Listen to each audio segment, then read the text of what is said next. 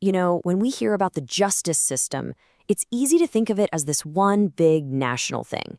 But that's not really how it works. While federal laws grab the headlines, the fate of most criminal cases is actually decided by a much more local rulebook. So today, we're going to crack open the one for Wisconsin and take a journey step by step to see how it all works in the Badger State. Yeah, think about it. The huge federal cases are what you see on the national news, right? But for most people, justice is a local affair, handled right there at the state level. And that means every single state has its own unique way of doing things, its own procedures from the moment a complaint is filed all the way to the final verdict. And that entire journey, well, it all kicks off with one really important question. And here it is. This is the first and maybe the most critical fork in the road for any criminal case. Is it a felony or is it a misdemeanor?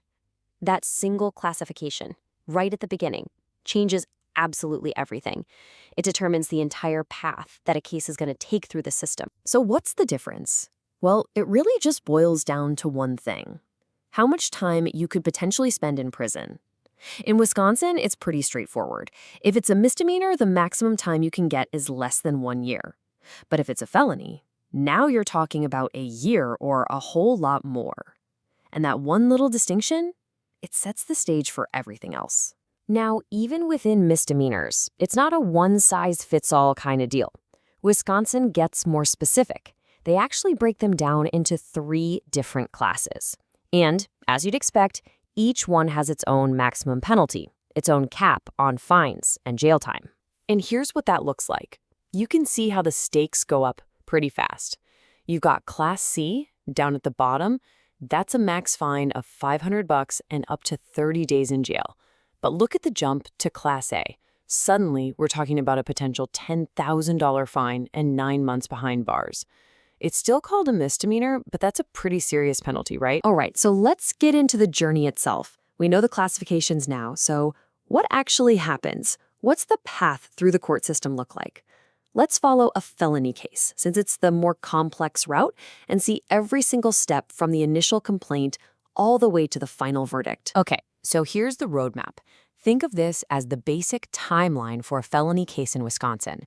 It all kicks off when a prosecutor files a criminal complaint. Then things start moving.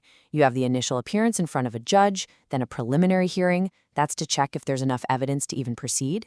After that, there's the arraignment where a plea is entered. And from that point, the road splits.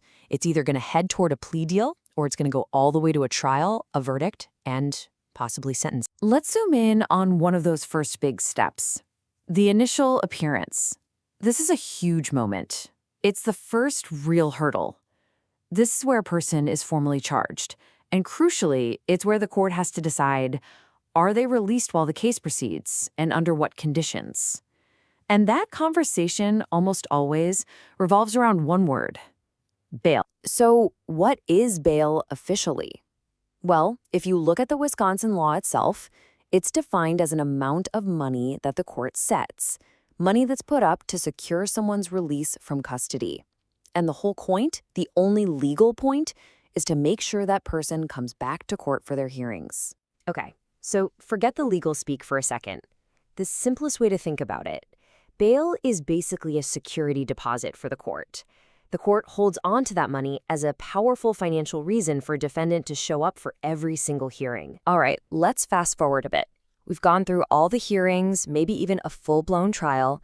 At the end of the day, every case ends in one of 2 ways. Either it's an acquittal, which means not guilty, or it's a conviction. And when someone is found guilty, the court makes it official by issuing what's called a judgment. And just like with bail, the law is super precise about this. Judgment isn't just some casual word. It's the court's official, formal declaration. It's the legal stamp that determines guilt or innocence. So an acquittal is technically a judgment of not guilty, and a conviction, you guessed it, is a judgment of guilty. But a guilty judgment isn't the end of the road, not by a long shot. It actually kicks off the next major phase: sentencing. This is the part where the court decides the consequences, the actual penalty. We're talking fines, we're talking time, incarceration, or supervision for the crime. And this, right here, This is one of the most significant changes in Wisconsin's modern justice system. It's a tale of two completely different philosophies. See, before 1999, the state used what's called indeterminate sentencing. That meant you could get out on parole after serving as little as 25% of your time. But then came a massive shift called truth in sentencing. Now, sentences are determinate. They're fixed. They're split into two parts: a set amount of time in prison, followed by a set amount of time on extended supervision. That idea of getting out early on parole, it's completely off the table. So, just like we saw with misdemeanors, felonies are also broken down into classes to guide the judge. But as you can imagine, the stakes are just worlds apart.